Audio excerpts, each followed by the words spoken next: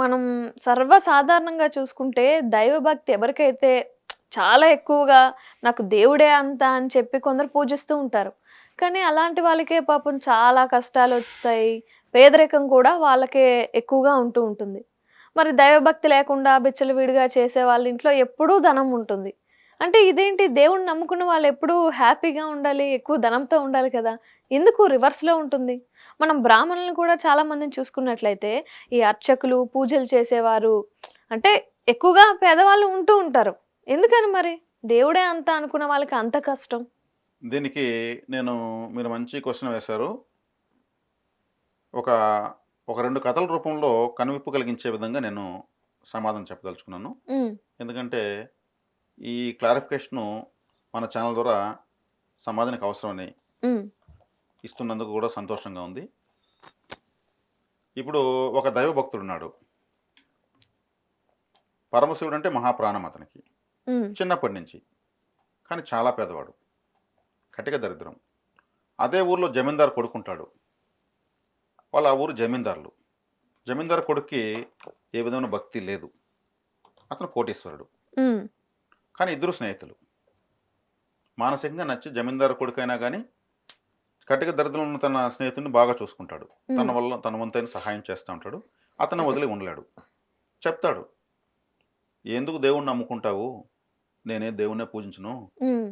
నాకు చూస్తే ఎంతో సంపదుంది. నువ్వు దేవుని మొక్కావు నీకేముంది?" అంటా ఉంటాడు చిన్నప్పటి నుంచి. కానీ ఇతను, "లేదు, నేను శివుడంటే నాకిష్టము. ఆయన నాకు అన్నీ చూసుకుంటాడు" అంటా ఉంటాడు. సరే చెప్పి చెప్పి ఇతను గమ్మునైపోతాడు. అతనికి చిన్నప్పటి నుంచి ఒక అలవాటు ఉంది. ఈ శివభక్తుడికి. వాళ్ళ ఊరి చివర అడవిలో ఒక పాడుబడ్డ శివాలయం ఉంటుంది. ప్రతిరోజు సాయంత్రం అయితే అక్కడికి వెళ్ళి శివుని అర్చించుకొని రావడం అలవాటు. ఇతను వెళ్ళేటప్పుడు ఇతని స్నేహితుడు ఎవరైతే ఈ ధనికుడుగా ఉంటాడో ఈ హ్మ్. అబ్బాయి కూడా వెళ్తాడు. హ్మ్. ఎందుకోసం అంటే దేవుని పూజించడానికి కాదు. వీడికేదో పిచ్చి పోతాడు పూజించుకుంటే ఇతను బయట కూర్చుంటాడు. ఆ రాళ్ళు రప్పలు ఆడుకుంటా ఉంటాడు. హ్మ్. అతను పూజించుకుని వస్తే అతనితో కూడా వచ్చేస్తాడు. ఇది వీళ్ళు ఇద్దరు పెద్దవాళ్ళు అవుతారు. ఇద్దరికి పెళ్ళిళ్ళు అవుతాయి. అతని స్థాయికి తగిన అతని పెళ్ళి అవుతుంది. ఇతని స్థాయి తగిన ఇతని పెళ్ళి అవుతుంది. ఇద్దరు ఒక స్థాయి నడి వయసులో అయిపోతారు. హ్మ్. కానీ ఈ శివాలయానికి రావడం మాత్రం ఆగదు. అవును. ఇతను తన స్నేహితుడితో వాకింగ్ వచ్చినట్టు వచ్చి వస్తా ఉంటాడు అంతే. ఇంక మనం చెప్పలేము, వీడు నమ్మడు. ఆ పాడుబడి శివాలయంలో అదేదో శివలింగాన్ని పూజించుకుంటా ఉంటే వీడి దరిద్రం తీరదు. హ్మ్. వీడి బతికింతే. తన వల్లైన సహాయం మాత్రం ఎప్పుడూ అంతో కొంత చేస్తా ఉంటాడు ఇతను. హ్మ్. ఎంత ధనికుడైనా కానీ పూర్తిగా అన్నీ చేయలేడు కదా! అంతే. మిత్రధర్మంగా ఏదో చేస్తూ ఉంటాడు. కానీ ఇతనికి మాత్రం కష్టాలే ఉంటాయి. హ్మ్. ఒకరోజు వాళ్ళు శివాలయానికి వెళ్తా ఉంటారు. హ్మ్. పొద్దుపోయేటప్పుడు ఇతని కాలు చెప్పు తెగిపోతుంది. ఈ పేదవాడి భక్తుడి కాలు చెప్పు. హ్మ్. సరే అది పారేస్తాడు. వెళ్తారు, పూజించుకుంటారు, రిటర్న్ బయలుదేరుతారు. బయలుదేరినప్పుడు ఇతని కాల్లో ఒక మొక్క గుచ్చుకుంటుంది. హ్మ్. అడవిలో ఒక మొక్క గట్టిగా ఉంటుంది. గుచ్చుకొని ప్రాణం పోయినంత పనవుతుంది. రక్తం కారుతా ఉంటుంది. ఇంక అసలు చచ్చినంత కేక వేసి ఇతను పడిపోతాడు. హ్మ్. ఇతను కేక వేసి ఇలా పడిపోతాడు. ఆ ధనికుడు కూడా ఉంటాడు ఫ్రెండు. అతనికి ఒక చెంబు నిండా వజ్రాలు దొరుకుతాయి. హ్మ్. ఇతనికేమో కాల్లో మొక్క గుచ్చుకున్నది. అతనికి ఒక చెంబు నిండా వజ్రాలు దొరుకుతాయి. వజ్రాలు దొరికాయి. అతను కూడా బాధపడతాడు. నాకు దొరికేదేదో నా స్నేహితుడు దొరకచ్చు కదా! హ్మ్. ఈ శివలింగాన్ని ఇన్ని సంవత్సరాలు పూజించాడు. హ్మ్. తర్వాత అతనికి ఇస్తాడో ఇయ్యడో తర్వాత విషయం. ఇతను ఆలోచించిన ఆ సందర్భంలో. అవునవును. ఇతను ఆలోచిస్తాడు. నేను ఇంత పూజిస్తా ఉంటే నా కాల్లో ఈ మొక్క గుచ్చుకునింది. హ్మ్. అతనేమి పూజించడు. అతనికి ఇప్పుడు కూడా అతనికే దొరికింది.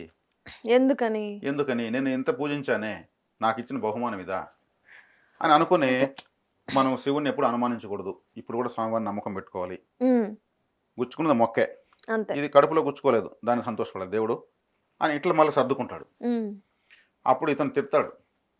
బుద్ధి తెచ్చుకోరా ఇంకన్నా. ఆ మొక్క పీకేస్తారు. ఏదో రక్తం స్రావం అవుతుంది. ఏదో గుడ్డ తీసి కట్టు కడతారు. నడవలేకుండా ఉంటాడు. కొద్దిసేపు గొడవ పడతారు. నాకు చూడరా నేనేమైనా పూజించానా? హ్మ్. నాకు నాకేం లేదా? దేవుణ్ణి నేను నమ్మలేదు. నాకు వజ్రాలు దొరికాయి. నువ్వు నమ్మావు. నీ కాల్లో మొక్క గుచ్చుకున్నది. హ్మ్. ఇంకన్నా మారు. ఇంక ఈ శివాలయ పూజలు ఇవన్నీ వదులు అని. లేదురా నువ్వెన్నైనా చెప్పు. ఇన్ని చిన్నప్పటి నుంచి అలవాటు పడ్డాను. పరమేశ్వరుడు నాకు ఆ రోజు కల్లో కనిపించాడు. నేరుగా వచ్చావు నీకేమైనా ఇచ్చాడా? హ్మ్. కళ్ళు అందరూ కంటారు. నీకు నువ్వు ఊహించుకుంటున్నావు. శివుడు వచ్చి కల్లో అది చెప్పినట్టు ఇది చెప్పినట్టు. నీకేమన్నా ఉందా? ఇది వాదోపవాదాలు జరుగుతుంటే ఆ దారిన ఒక ముసలాయన పోతా ఉంటాడు అడవిలో. "ఏం నాయనా పొద్దుపోయేటప్పుడు ఇక్కడ కూర్చున్నారు. ఇంటికి పోకుండా ఎవరు మీరు ఎక్కడ" అంటారు. విషయం అంతా చెప్తారు, చిన్నప్పుడు నేను జరిగిందంతా చెప్తారు. అప్పుడు ఆయన చెప్తాడు పెద్దాయన, దీన్ని బట్టి నాకు ఒక అర్థమైంది బాబు, హ్మ్. ఈ టయానికి ఈ అబ్బాయి మొక్క గుచ్చుకున్న అబ్బాయి హ్మ్. ఈ టయానికి ఇతను చనిపోవాలి. ఓకే. చనిపోవాలి.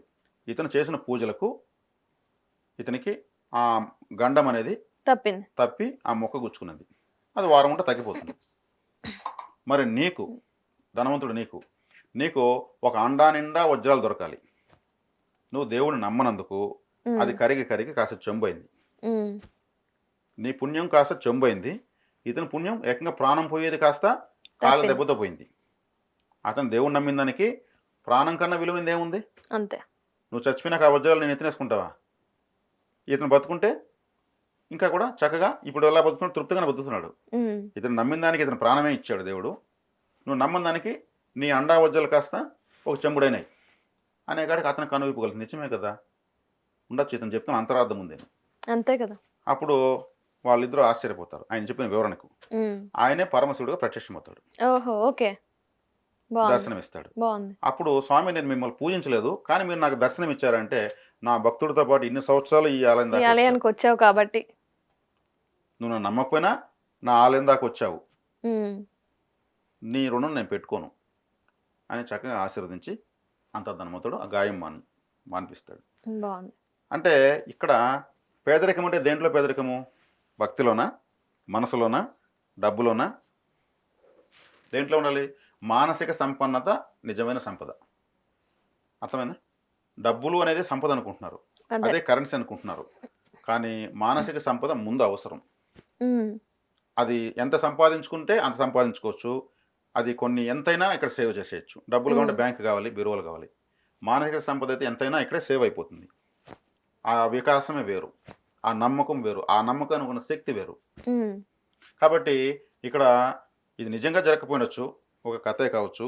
ఇందులో ఆలోచిస్తే క్రమశిక్షణతో కూడుకున్నదే నిజమైన సంపద, క్రమశిక్షణతో కూడుకున్న జీవితమే నిజమైన ఆస్తి. హ్మ్.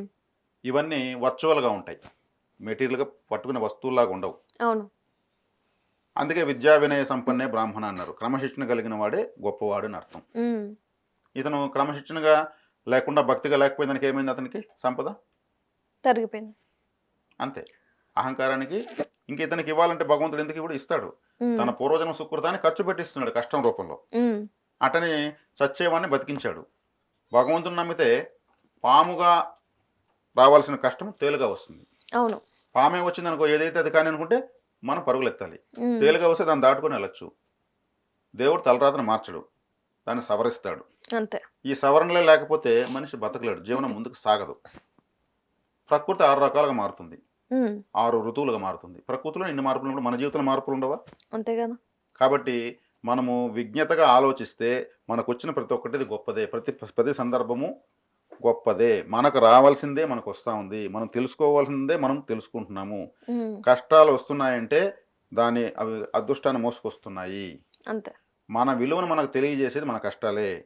మన కష్టాలు ఉన్నప్పుడు నిజంగా మనం ఎవరెవరు గుర్తిస్తున్నారు సమాజంలో? మన విలువ మనకు తెలియాలంటే మనకు కష్టాలు రావాలి. ఆ సమయంలో మనం దేవుని గట్టిగా నమ్మాలి. హ్మ్. డబ్బు లేకపోతే కళ్ళు చిన్నవి చేసి చూస్తారు.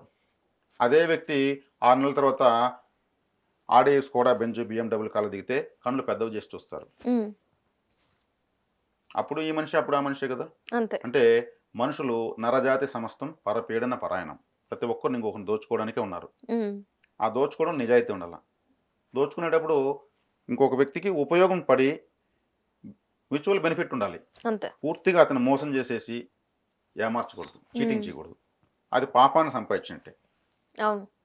స్వార్థంగా లేకపోతే బతకలేము. ఆ స్వార్థంలో న్యాయం ఉండాలి. న్యాయమైన స్వార్థం ఎంతైనా ఉండొచ్చు. హ్మ్. పూర్తిగా స్వార్థమే ఉంటే తప్పు. మనుష్య జన్మలు కాస్త పశుపక్షాదుల్లోకి వెళ్ళిపోతాయి. హ్మ్.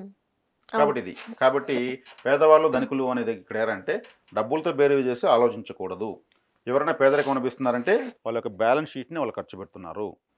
కర్మను దేవుడు కరిగిస్తాడు, కంప్రెస్ చేస్తాడు. దేవుని మొక్కితే కష్టాలు ఎక్కువ అవుతున్నాయంటే హ్మ్. 1 సంవత్సరం అయ్యే కష్టాన్ని 6 నెలల్లో కంప్రెస్ చేస్తాడు, 6 మంత్స్ క్లోజ్ చేస్తాడు. అంతే. లేదంటే సంవత్సరం అనుభవించాలి దేవుని మొక్కపోతే. హ్మ్. ఆయన అవును. గట్టిగా వేసి అదిమేస్తాడు. అదిమేసినాక మళ్ళీ చక్కగా మళ్ళీ అన్నీ వస్తాయి. కష్టము ఇంకా ఎక్కువైంది అన్నప్పుడు కంప్రెస్ అవుతుంది. 1 నెల కష్టాలను 1 వారం అనుభవం చేస్తాడు.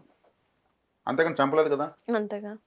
ఈ విధానాన్ని మనం ఆలోచించగలిగితే అంటే మనం మన ఆలోచన విధానంలోనే ఉంటది. అసలైన అంతే. సంపద మన యొక్క క్రమశిక్షణ, పట్టుదల, నమ్మకము, ప్రేమ, భక్తి, ఆ నేర్చుకున్న వాటిని మన పిల్లలకు, మన హితులకు, సన్నిహితులకు తెలియజేసి నడవడమే మనిషి నిజమైన జీవితం.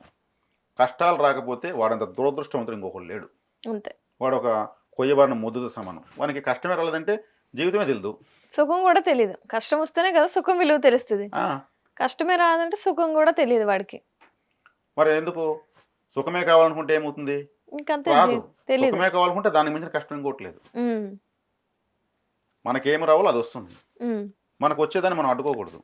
అంతే. డబ్బులు వస్తే తీసుకుంటాను, లేకపోతే నేను తీసుకోనంటే వాళ్ళ మెదడు వీపులో ఎలాడుతూ ఉంటుంది అర్థం. ఓకే.